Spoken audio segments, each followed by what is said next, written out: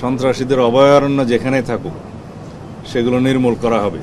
তারা যে উদ্যত্ত আচরণ করেছে, যে দুঃসাহস দেখিয়েছে, সেটা আমরা খুব কঠোরভাবে নিয়ন্ত্রণ করব। আপনার রিপোর্ট এবং তথ্যটা দেন, আমি এখনই ব্যবস্থা নেব। আইজি সাহেব এখনই আছে, আমি ওনাকে নিতে হবে।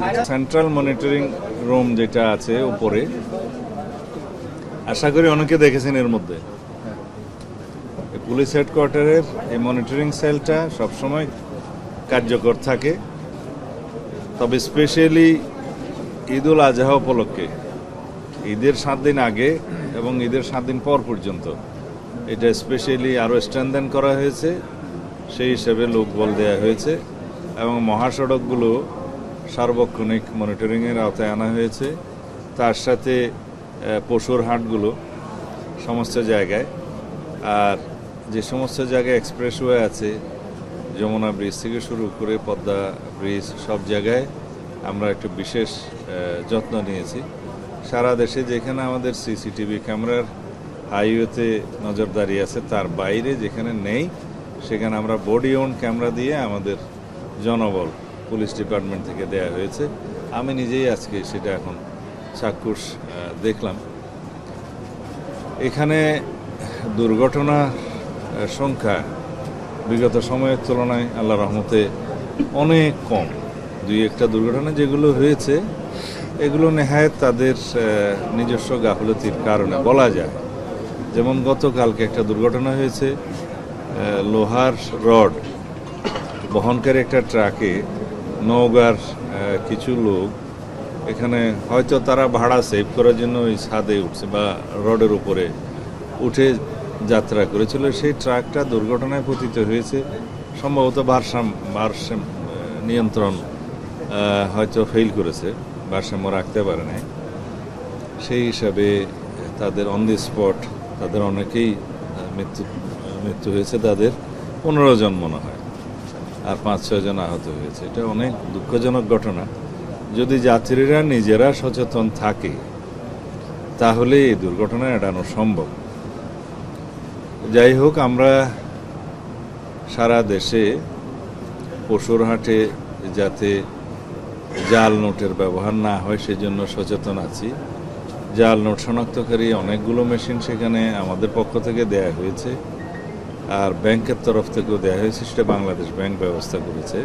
বিভিন্ন ব্যাংকের শাখাসমূহ সেখানে তৎপর আছে। এছাড়া যাতে শৃঙ্খলা থাকে, অনুমোদিত পশুর হাটগুলোর বাইরে যাতে কোনো হাট না বসতে পারে সেজন্য আমরা খুবই কঠোর ব্যবস্থা নিচ্ছি। গতকালকে একটা নজরে আসার সাথে সাথে সেটা আমরা বন্ধ করার ব্যবস্থা নিয়েছি। এটা সম্ভবত মিরপুরে মেট্রো রেলের কোনো লাইনের নিচে হয়তো কেউ এরকম একটা নিতে চেয়েছিল সুযোগ, সেটা সাথে সাথে বন্ধ করে দেওয়া হয়েছে।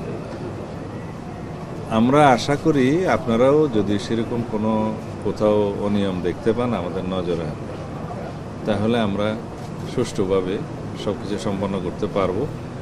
ঈদ পরবর্তী সময়ে 24 ঘন্টার ভিতরে যাতে বর্জ্য সরানো যায় সেজন্য আমরা ব্যবস্থা নিয়েছি। সিটি কর্পোরেশনগুলো, জেলা প্রশাসন এবং অন্যান্য জায়গায় পৌরসভা সবাই ব্যবস্থা নিয়েছে এবং স্যানিটারি ব্যবস্থা যাতে সুচারুরূপে সম্পন্ন হয় সেজন্য বিশেষ ব্যবস্থা নেওয়া হয়েছে এবার। তবে 24 ঘন্টার পরেও যেহেতু কোরবানি দেওয়ার বিধান থাকে দ্বিতীয় দিনেও তৃতীয় দিনেও, তখনও তারা এই ব্যাপারে তাদের উদ্যোগটা জারি রাখবে। তা আশা করি ইনশাআল্লাহ আমরা নিরাপদ ঈদ যাত্রা, নিরাপদভাবে সমস্ত ঈদের জামাত অনুষ্ঠান এবং নিরাপদভাবে যার যার কর্মস্থলে ফিরে আসা, এই ব্যবস্থাগুলো করতে পারবো। ধন্যবাদ। মে মাসে পুলিশের উপর হামলা হচ্ছে, 4টি ঘটনা ঘটেছে নারায়ণগঞ্জে। আমরা জঙ্গল সলিমপুর দেখছি যে পুলিশ কিংবা আমাদের র্যাব বাহিনী যারা আছে তারাই আজকে আক্রান্ত আইন শৃঙ্খলা রক্ষা করতে গিয়ে। জনগণ কতটুকু নিরাপদে রাখছে? আপনার কাছে দ্বিতীয় প্রশ্নটি হচ্ছে যে একটা শেষ করি, এটার সাথে রিলেটেড, তাইলে পরে ভুলে যাব। আচ্ছা ঠিক আছে, প্লিজ।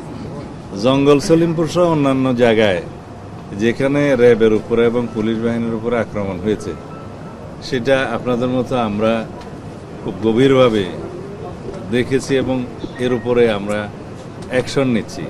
সেটা আপনাদের সামনে যেমন দৃশ্যমান হচ্ছে ইতিমধ্যে, তখন আপনারা দেখতে পাবেন। আমরা এটা এই জন্যেই এটা অনুমান করতে পারি, দীর্ঘ 17 বছর দেশে কোনো আইনের শাসন ছিল না, দুর্বৃত্তায়নের একটা মহামারী ছিল। তারা মনে করেছে জঙ্গল সলিমপুর আমরা যেভাবে একটা রাষ্ট্রের ভিতরে রাষ্ট্র হতে দেখেছি, সেটাকে যখন আমরা আইনশৃঙ্খলা রক্ষাকারী বাহিনীর নিয়ন্ত্রণে আনতে পারলাম, ওখানে একটা যৌথ অভিযান চলেছে, অনেক অস্ত্র উদ্ধার হয়েছে, অনেক দাগি আসামি গ্রেফতার হয়েছে। সেখানে আমরা যখন ঘোষণা করেছি যে পুলিশ একাডেমি করা হবে, র্যাবের জন্য একাডেমি করা হবে, এবং আমাদের পুলিশ বাহিনীর ক্রীড়া কমপ্লেক্স অন্যান্য বাহিনীর বিজিবির এবং এপিবিএনের পারতপক্ষে আমরা আরও অনেক, যেহেতু আমাদের সংস্থা অনেক আছে, তাদের সবাইকে ওখানে অ্যাকোমোডেট করব। ওইখানে চট্টগ্রাম জেলা মানে কারাগার স্থানান্তর হওয়ার কথা আগে থেকেই। এই জায়গাটা একটা প্রশাসনিক এবং বিভিন্ন নিরাপত্তা বাহিনীর, শৃঙ্খলা বাহিনীর একটা হাব, ট্রেনিং সেন্টার হয়ে উঠবে। সেই জায়গাটায় যাতে সন্ত্রাসীরা তাদের যে আড্ডা ছিল সেটা আবার পুনরায় রাখতে পারে, সেজন্য তাদের চেষ্টা আছে। তবে তারা যে উদ্যত্ত আচরণ করেছে, যে দুঃসাহস দেখিয়েছে, সেটা আমরা খুব কঠোরভাবে নিয়ন্ত্রণ করব আগামী দিনে। আমি এখনই পরিকল্পনা ফাঁস করতে চাই না। ইনশাআল্লাহ দেশে আইনের শাসন প্রতিষ্ঠা হবে, সন্ত্রাসীদের অভয়ারণ্য যেখানেই থাকুক সেগুলো নির্মূল করা হবে। আমরা আশা করি আপনারা সবাই সহযোগিতা করবেন এবং সমাজের সর্বস্তরের মানুষ আশা করি আমাদের সেই উদ্যোগকে সমর্থন করবেন এবং সহযোগিতা করবেন। আমরা এই দেশে কোনোভাবেই সন্ত্রাসী, মাদক ব্যবসায়ী এবং চাঁদাবাজি এগুলোর কোনো স্থান দেব না। এই ব্যাপারে আমরা জিরো টলারেন্সে আছি। ধন্যবাদ। আপনারা বলছিলেন যে ঈদের মনিটরিংটা আপনারা করছেন, কিন্তু যারা উত্তরবঙ্গের মানুষ বাড়ি যাচ্ছেন তারা প্রায় 12 ঘন্টা ধরে যমুনা সেতু টোল প্লাজাতে আটকা। এই সমস্যাটা কি সমাধান করা যাচ্ছে না? মানে মনিটরিং এ কি এটা আসছে না?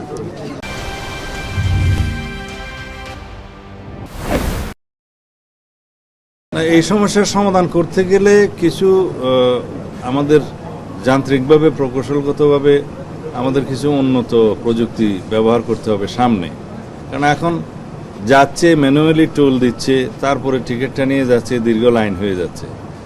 বাইরের দেশে অনেক জায়গায় আছে এটা অটোমেশন করা হয়েছে, যে এখানে গাড়িতে একটা কার্ড থাকবে, ওইখানে যে ডিজিটাল সিস্টেমে অটোমেটিক্যালি তার কার্ড থেকে টাকা কেটে নেবে, তাকে আর কোনো অপেক্ষা করতে হবে না। সেই দিকে আমরা বিষয়টা নিয়ে চিন্তা করছি, আশা করি ইনশাল্লাহ ভবিষ্যতে হবে। ব্যবহারকারীদেরকে যদি একটা ইনসেন্টিভ দেওয়া হয় তাহলে হয়তো তারা উৎসাহিত হবে সেগুলো ব্যবহার করার জন্য। আগে সরকারের তরফ থেকে সেই ব্যবস্থাটা নিতে হবে, সেটা আমি সড়ক পরিবহন মন্ত্রণালয়কে পরামর্শ দেব।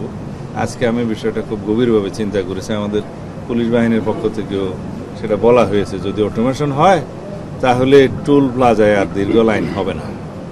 মাননীয় মন্ত্রী, আমরা দেখতে পেয়েছি যে সীমান্তবর্তী এলাকা দহগ্রামের বেড়া নির্মাণ কেন্দ্র করে শূন্য একটা ভারতীয় সীমান্ত বাহিনী আসছে, ওই নিয়ে বিজিবি ডিএসএফের মধ্যে একটা অবস্থান তৈরি হয়েছে। এই বিষয়ে সরকার থেকে কি ধরনের দিক নির্দেশনা দেওয়া আছে? এটা স্বাভাবিক প্রক্রিয়া। সীমান্তে যদি কোনো রকমের কোনো সময় সমস্যা হয় তখন ফ্ল্যাগ মিটিংয়ের মাধ্যমে সেটা আলাপ আলোচনার মাধ্যমে উভয় পক্ষে এটা সমাধান করা হয়। এমন কোনো বিষয় আমরা লক্ষ্য করি নাই যেটা আলাপ আলোচনার মাধ্যমে এখন সমাধান হচ্ছে না। আপনি যেভাবে বললেন, দুই একটা ঘটনা আমাদের নজরে এসছে, আমাদের বিজিবির ডিজি সাহেব সেগুলো তাৎক্ষণিকভাবে অ্যাড্রেস করেছেন এবং সীমান্তে যারা আমাদের অফিসাররা আছেন তারাও সেটা যথাযথভাবে জবাব দিয়েছেন।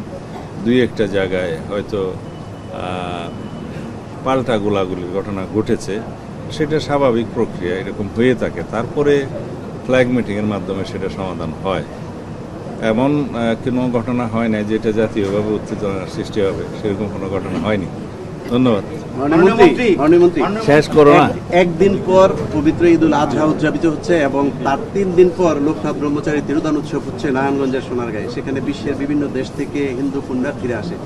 সেখানে কোনো মেলার পারমিশন দেওয়া হয় না, কিন্তু একটি মহল সেখানে মদ, জুয়া এবং অশ্লীল নৃত্যের আসর বসানোর জন্য প্রস্তুতি নিচ্ছে। এখানে যেহেতু বিভিন্ন দেশের পুণ্যার্থীরা আসে, সেই বিষয়ে আপনাদের কোনো নির্দেশনা আছে কিনা, বা সেখানে এগুলো রোধ করতে কোনো উদ্যোগ নেওয়া হবে? এইরকম একটা বিষয় আমাদের নজরে এসছে, মাদারীপুর সম্ভবত কুম্ভমেলা, ওইখানে কুম্ভ মেলা একই সময়ে ঈদের সময়ে হয়তো টাইমটা কোইনসাইড করেছে। নারায়ণগঞ্জের বিষয়টা আমি এখনো সেভাবে জানি সোনারগাঁয়ে না, সোনারগাঁয়ে হতে পারে, ব্রহ্মচারী আশ্রমে। কিন্তু আমাদের এই দেশে সাম্প্রদায়িক সম্প্রীতির দেশে আমরা সবারই ধর্মচর্চার স্বাধীনতাকে অক্ষুণ্ণ রাখার জন্য অবশ্যই আমাদের যথাযথ পদক্ষেপ নেব এবং জেলা প্রশাসন এবং পুলিশ প্রশাসনকে আমরা অনুরোধ করছি তারা যথাযথ ব্যবস্থা নেবে যাতে স্বধর্মাবলম্বী তারা নিজেদের ধর্মীয় কালচার অনুসারে তারা নিরাপদে তাদের সমস্ত আচার অনুষ্ঠান, ধর্মীয় আচার অনুষ্ঠান পালন করতে পারে। আশা করি কোনো সমস্যা হবে না। মাননীয় মন্ত্রী, শেষ প্রশ্ন। সাভারের মতো জায়গায় 96টা সিসি ক্যামেরা স্থাপন করে মাদক ব্যবসা চালানো হচ্ছে পুলিশের সামনেই। দীর্ঘদিন থেকেই মাদক ব্যবসা চলে আসছে। গত কয়েকদিন আগে আমাদের দেশ টিভির এক রিপোর্টার ওখানে নিউজ করতে গিয়ে আহত হয়েছেন এবং ওখানে আরো 2-1 আহত হয়েছেন। প্রকাশ্যেই পুলিশের এভাবে ক্যামেরা বসিয়ে মাদক ব্যবসা নিয়ন্ত্রণ, এই বিষয়টা আপনারা কিভাবে দেখছেন এবং পদক্ষেপগুলো কি হবে? আপনার রিপোর্ট এবং তথ্যটা দেন, আমি এখনই ব্যবস্থা নেব। কোথায় প্রকাশ্যেই চলছে। আইজি সাহেবকে দেন, আমরা এখনই ব্যবস্থা নেব। প্রকাশ্যেই তথ্য রিপোর্টটা দেন, আমরা এখনই ব্যবস্থা নেব। ড্রোন ব্যবহার না, আমি বলছি যে তথ্যটা দেন, আমরা 24 ঘন্টার ভিতরে ব্যবস্থা নেব। আইজি সাহেব এখনই আছে, আমি ওনাকে নিতে দেব। আপনি দেন। পুলিশের কাছে সবকিছুই আছে। 3 জন পুলিশকে গতকালকে ক্লোজ করা হয়েছে। সেখানে উদ্ধার করেছে সাংবাদিকদের আহত অবস্থায়। ঠিক আছে, তারপর আমি একটু স্পেসিফিক রিপোর্টটা পেলে আমার জন্য সুবিধা হবে। একটু দেন, সব কিছু করা হবে। বিগত 3 মাসে যেখানে যা হেনিয়াস ক্রাইম হয়েছে বা কিছু হয়েছে সেগুলো আমরা সময় মতো সব কিছু পদক্ষেপ নিয়েছি। আশা করি সেটা আপনাদের নজরে আছে, এটাও করা হবে ইনশাআল্লাহ।